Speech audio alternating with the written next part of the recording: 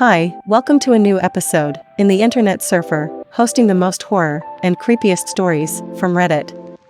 Please don't forget to comment, like, share, and subscribe. Enjoy.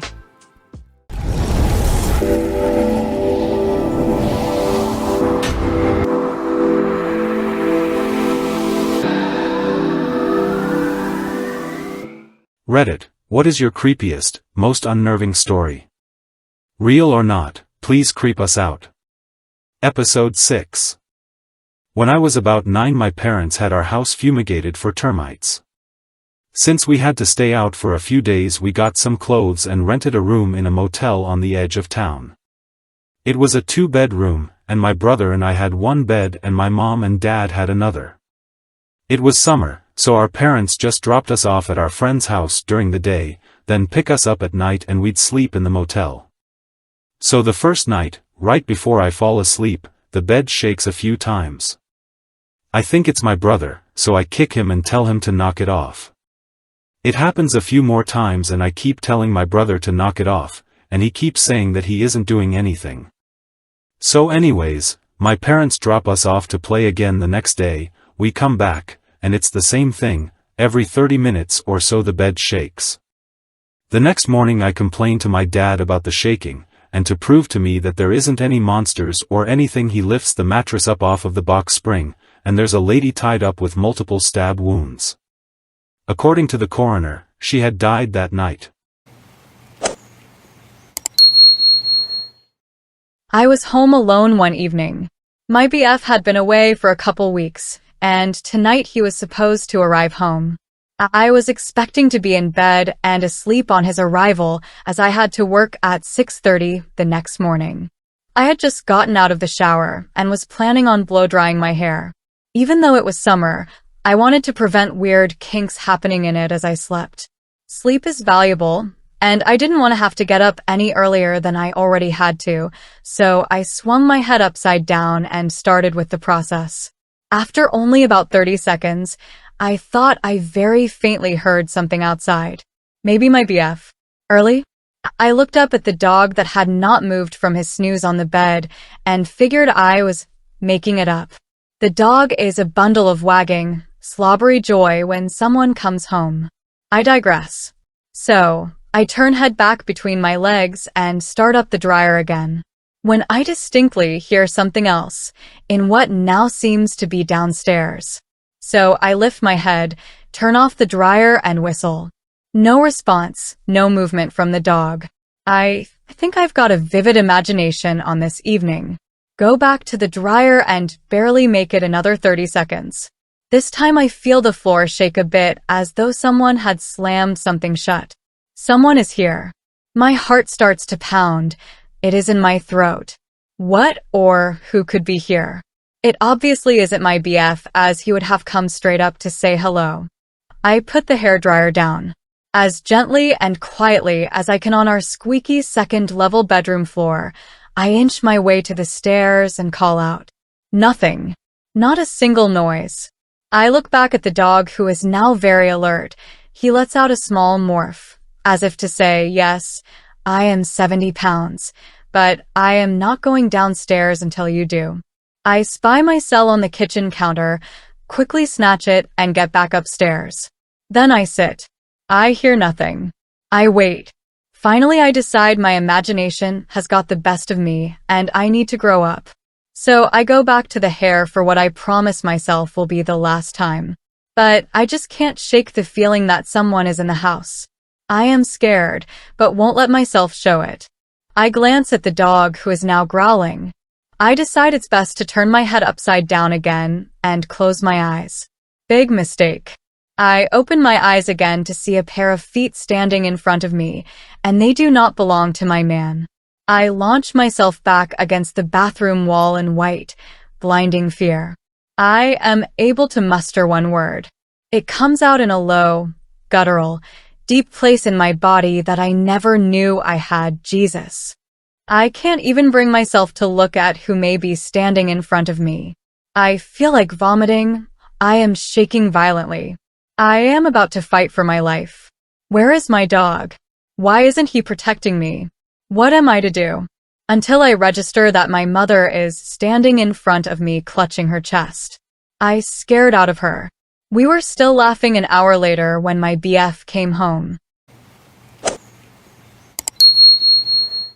My grandmother's mother was a terrible person according to her. She never really wanted to talk about her. When they were young they lived in a small shack in Arkansas. I have a picture somewhere I'd post but I can't find it. It's a small 2 or 3 room house basically in the middle of nowhere as most houses in those days were. When Grandma did talk about her mom she referred to her as a witch. She'd have people over at weird times of the night doing weird things in her room, etc. One night my grandma and her sisters and her brother were sitting in the main room and her mother was in her room doing things with some people when her grandmother screamed at the top of her lungs and the door to the room slammed open. My grandmother's grandmother, who had died a few weeks prior, stepped through the door. Only her features were distorted. She looked like a cartoon character version of her grandmother. She moved across the room quickly and grabbed my grandmother, then, maybe 8 years old, by the hand and said, "Come with me," and tried to drag her to the front door. Her mother, now standing at the door to her room, screamed at my grandmother not to go with her, and that was not her grandmother. There might have been more to that event but my grandmother wasn't very good at finishing stories. There was another time that her mother sold her to a black man when she was a kid but she never actually told us that story, she just mentioned that it had happened. When my mother was young she left home for a short time to go live with her sister who had gotten married. They lived in a farmhouse in McMinnville, Oregon. The house was an old white 2-story thing sitting in a wheat field on the edge of a forest. I actually lived there for a short time myself in another house built near the spot of the old house. The house would always make weird creaking noises. You'd hear people walking around the house when no one else was there, or you'd hear voices. Animals wouldn't go inside the house. Cats, dogs, they had them all, but not a single animal would set foot inside the house itself. You would see people walking down the hallways but no one would be there, etc. Standard scary house. In the room my mother was staying in she'd always thought something was odd. It seemed like there was too much room between her room and the room next to it, like there was space between the rooms but there wasn't anything there. Eventually my aunt and her husband ripped that house down to build a new one, and when they were taking the house down, between my mom's room and the back room there was a small hallway that led to a small room, or closet. There was an old chair in there facing the wall with a large demonic painting of Satan just hanging there. They burned the remaining bits of the house after that. Years later I actually went to live in the new house they had constructed just about 20 feet from the foundation of the old house, and other than falling out of bed one night nothing strange really happened there.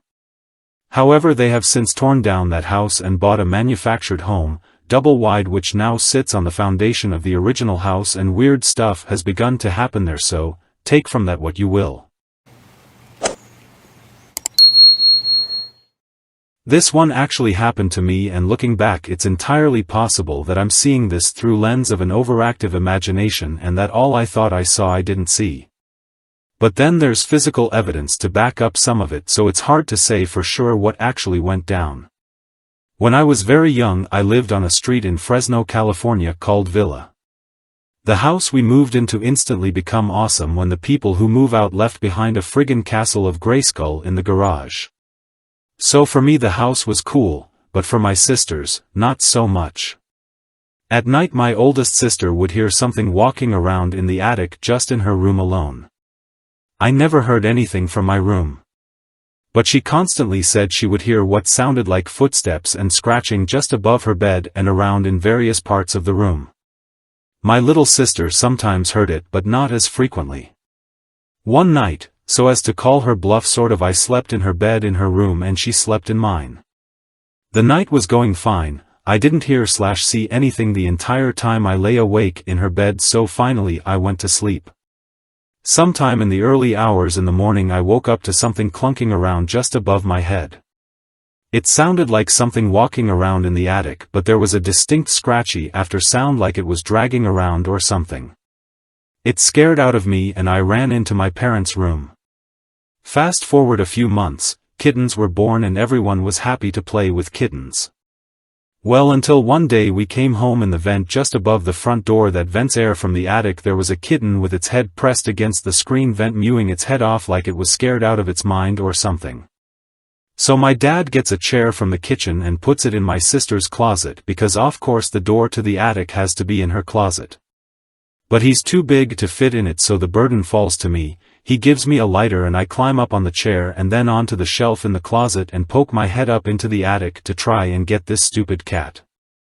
So there I am with the top part of my body fully exposed in the attic. I'm careful not to look behind me over the area that is my sister's room. I look straight ahead to the front door area and to the kitten.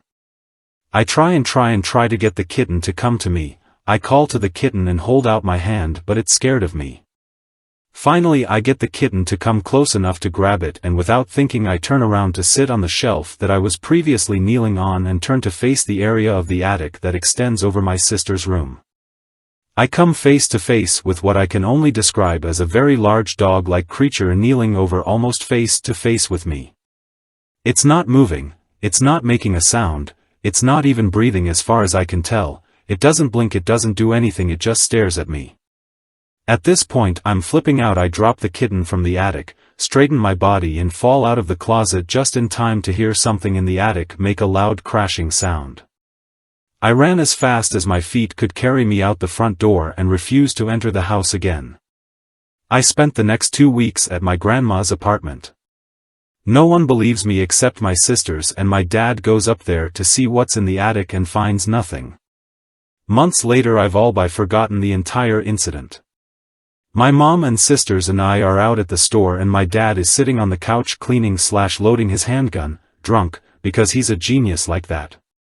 And accidentally fires a shot into the ceiling. He hears what he described as a half-screech/howl of pain and a loud crash in my sister's room. Some brown dog-like creature comes tearing ass down the hallways towards him and enters the living room. The front door is open and it bolts out the front door. My mother, sisters, and I return home to the story, the broken porthole in my sister's closet with scratch marks on the walls and closet trim, and the neighbors saying they saw something weird run out of the house and down the street. And that's that. I've got a few more from my various weird family and some weird experiences of my own as I got older living in Oregon, but I don't know just how long these posts can actually be, so I'll end it here. A young girl was home alone watching TV on a cold winter night. The TV was right beside a glass door, and the blinds were open. She looked over and saw a man staring back at her with a weird smile through the glass. She screamed and panicked and then grabbed her cell phone and pulled her blanket over her head so that the man couldn't see her, dialing 911. She was so scared that she kept the blanket over her head until the police got there. They ran inside to find her still safe. It was snowing a lot that day. So the police looked for footprints first. But there were no footprints to be found. Puzzled, the police went back inside the house. That's when they discovered wet footprints on the floor leading up to the couch where the girl was still sitting, that came from the back door of the house. The officers looked at each other nervously but also relieved. Then one of them asked if she forgot to lock the back door. To her horror she realized that she did. "Miss, you are very lucky," one of the officers finally said to her. "Why?" she asked. "Because," he told her, "the man wasn't outside at all as you may have thought. He was in here, standing right behind the couch. What you saw in the window was his reflection." I and my friend Daniel were heading down to the coast for a day to hang out on the beach. We drive down to the beach, have fun all day, everything's good. We don't pack up until the sun is already down, which is late in midsummer. On our way back, we are taking dark, forest roads. There are absolutely no streetlights, and hardly any shoulder before thick forest. You can tell the curving road was just carved out of the woods. We are in my truck, going fast. It's the middle of the night. All of a sudden, as we round another corner, a guy, all white, strolls across the road, calm as a breeze. looking at us his whole trip across. He crosses and vanishes into the forest before we can ride next to him. Mind you, this is the middle of bumduck, nowhere. There are not people out here. I don't stop. I keep going, starting to pick up speed. Me and Daniel look at each other. Our expressions to each other say more than enough, yes. I saw that, too. We are going on a straight about a half hour later, and the same exact guy crosses again. He's looking at us. He's placing one foot in front of the other, gone into the forest right before my lights can catch any close look at him. I don't look at Daniel. I want to stop looking at the road, but I can't. I can't stop driving, no matter how much I want to pull over. We see him again, pure white, strolling. Again. Again. It starts happening more frequently. Again. There was no real dramatic twist at the end, just something incredibly scary that he had witnessed. Eventually they got onto an interstate or something after seeing this guy over and over again, wanting to stop but being much too scared to. My friends and I were traveling on the subway, going home after a long day of doing a project we have to submit next week. We were tired, and wanted to rest, but the seats in pretty much the entire cabin were dirty. So we finally find seats together that were also clean, next to this very normal-looking guy. Now, after some time, we hear whispers. We knew it was the guy next to us, but we thought we might as well ignore it. Slowly, the entire cabin became empty. But the guy just wouldn't stop. So I ask him about it. He turns to me and says, "For makes two, unless you're dead." First we thought he was a real-life troll, but he went on and on. Now we were freaked. None of the four of us are exactly ninja-type guys. And if he had a gun, numbers wouldn't matter. Even one dead body is not cool. So we decided to get off ASAP. This guy is still repeating, "For makes two, unless you're dead." So we get off at the next stop, and the guy is still following us. We start walking fast, and he's running now.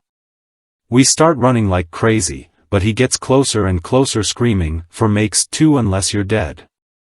For makes two unless you're dead." WTF? We were just about to lose hope, but luckily, he slipped on some dog poop and rammed into a street light. The worst part was that I have having a splitting headache, and had taken 3 Panadols to stop it. Just when it reduced, the freak started with the whispers. FML. Most surreal day ever. This is absolutely true, and while it doesn't meld with my beliefs, I believe him.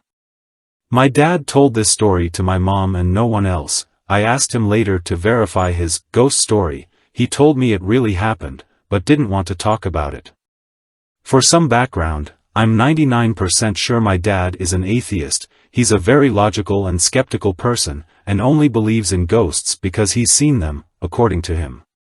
He works for the airlines, and as part of his job, he's always traveling and staying in small hotels near the airports he services.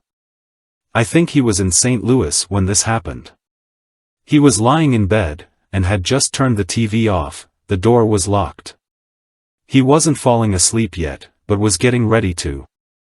It was very cold and rainy outside, so he could hear the rain falling. When he was lying in bed he heard a sound near the door, looked over, and he saw a girl in a nightgown, probably around 8 to 10 years old, and she was shivering and soaking wet. He said it wasn't foggy or some sort of apparition, it looked like a real girl just standing there, pale and looking very cold.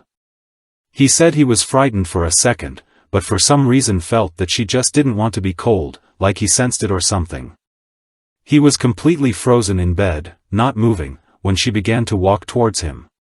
She went around the bed, where he couldn't see her, only hear her move, and felt her slip into the bed under the covers behind him and huddle up against him.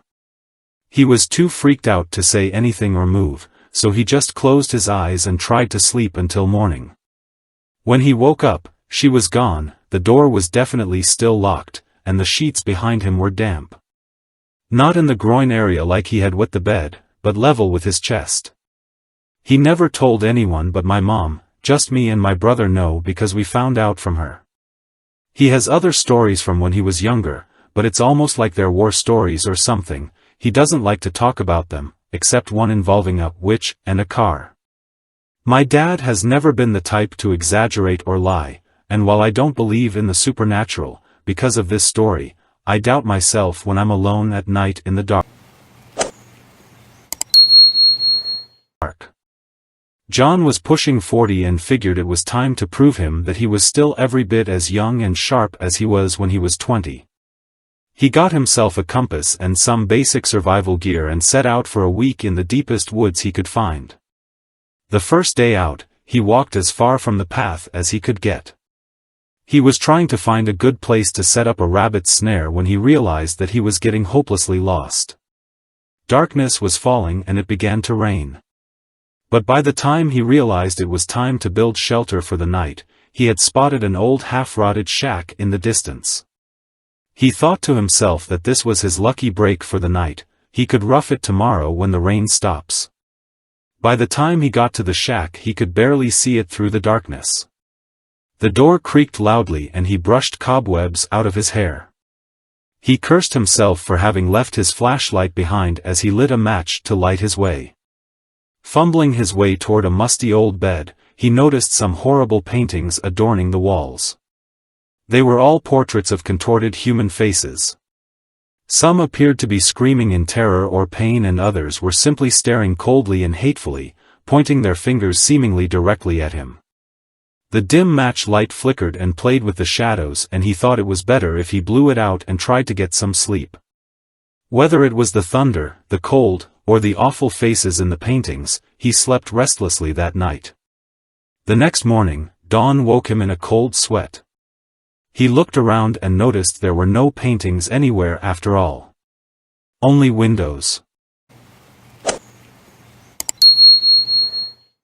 My bedroom was in the basement of our house. Every Sunday afternoon, my mom, sister, and I went to my grandma's house for dinner. My stepdad always went duck hunting on the weekends, so he was gone all day. This Sunday, my mom left before me, and I was going to drive separate. So, I'm in the basement with my dog, and he starts barking, which was strange because he really never barked.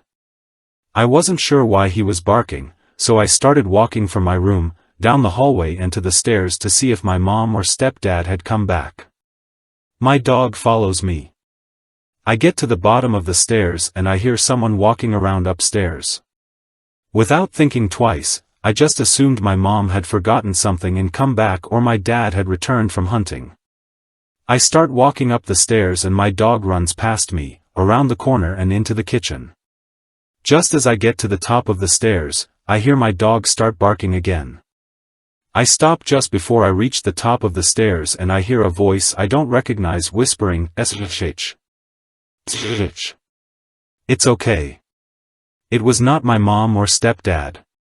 I lost myself. I run back downstairs and into a storage room where we had a handgun. I grabbed it, loaded it, and waited for whoever it was to come down the stairs. I was literally so scared that I was ready to shoot on sight. I hear more walking around, and then nothing. No sound of the person leaving out the door or anything, it just stops. My dog comes running back downstairs, and I in turn run down the hallway, up the stairs and out the garage door, which was at the top of the stairs. I drive to my grandma's and ask my mom if she'd come back home. She hadn't. I didn't mention it to my stepdad because he'd been gone hunting all day and there was no way he'd come home.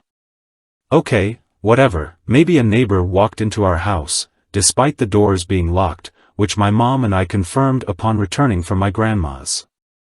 I chalk it up to my imagination or sound of the house settling or whatever and never really think about it again. About a year later, my other set of grandparents comes in town for a week to visit. Everyone except my grandpa leaves on Saturday morning to go shopping at the mall. Nothing out of the ordinary. About a year later, my stepdad and I are laughing about some show on TV about ghosts.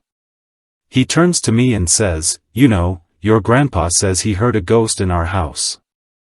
I'd forgotten all about my experience, and my stepdad starts telling me what my grandpa had said. Apparently, after we'd left to go to the mall that Saturday, he was in the basement painting our family room. Grandpa always came out to help with house projects, but Grandma always took us shopping. My stepdad, not knowing about my story, I didn't tell him because I was afraid he'd get mad at me for touching the handgun, tells me that the dog started barking and my grandpa heard someone walking around upstairs. He figured we'd just forgotten something and come back from shopping. But after a few seconds of hearing footsteps and nobody coming downstairs or saying anything, he stops painting and heads up the stairway. The dog runs upstairs, keeps barking, and my grandpa hears someone talking to the dog. Without thinking twice, he just goes upstairs thinking we'd come back and it's one of us talking to the dog. But, there's nobody there. Doors are locked. Of course, at this point I remember what happened to me and I tell my stepdad about it. So, basically, two different people, without knowing each other's story, have the exact same experience of hearing someone, clearly, walking around our house despite there being nobody there. That was about 20 years ago when I was 14 or so, and, having now told the story for the first time in many years, it must say it seemed much creepier back then. I don't believe in ghosts, but it was certainly something I can't explain. Thanks for watching. Please comment, like, share and subscribe. The Internet Surfer on YouTube for more horror and scary stories.